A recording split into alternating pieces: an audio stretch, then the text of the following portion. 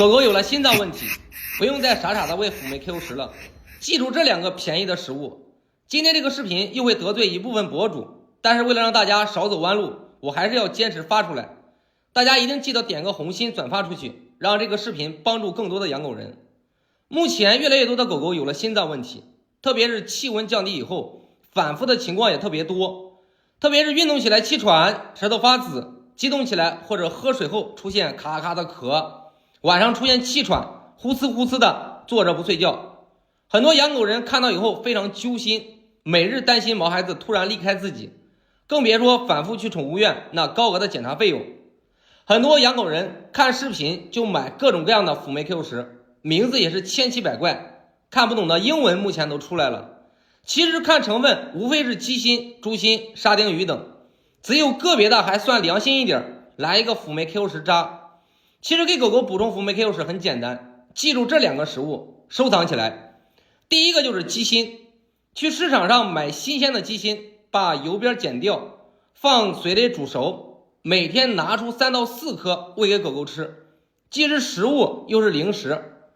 像狗狗的心脏问题会吃很多药，不好喂的也可以放到鸡心里面喂，是不是又方便了很多？第二个就是猪心，买新鲜的猪心煮熟了剁碎，每天放一点拌粮里面给狗狗吃，是不是既增加狗狗的营养又养护了心脏呢？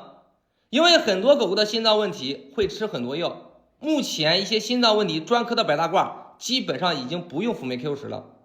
像狗狗心脏问题主要体现在左心扩张、瓣膜问题，最后引发水肿，容易喘、容易累，甚至是心衰昏厥。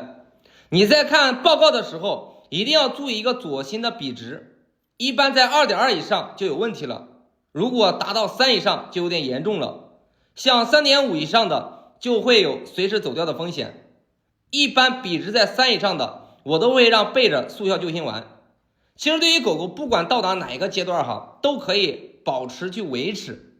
去宠物院或者找宠物老中的话，维持成本是非常高的，可能1个月要1000把块，特别是 C7 以前的，我还是建议以中药为主。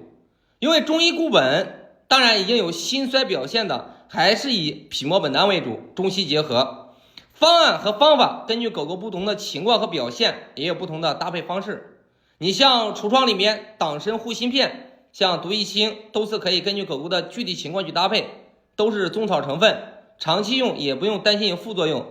你像人用的安茶碱、贝那普利、福塞米、螺内酯、丹参滴丸、丹参片、速效救心丸等，都可以根据养狗人的具体情况和狗狗的具体表现的去搭配，能帮家长们省的都会帮家长们省下来。当然最主要的还是以控住毛孩子的心脏问题为主。如果你目前你家的狗狗也遇到了心脏问题，可以点击视频的左下角赶紧来咨询吧，可能我的一个建议，你的毛孩子都能因此受益一生。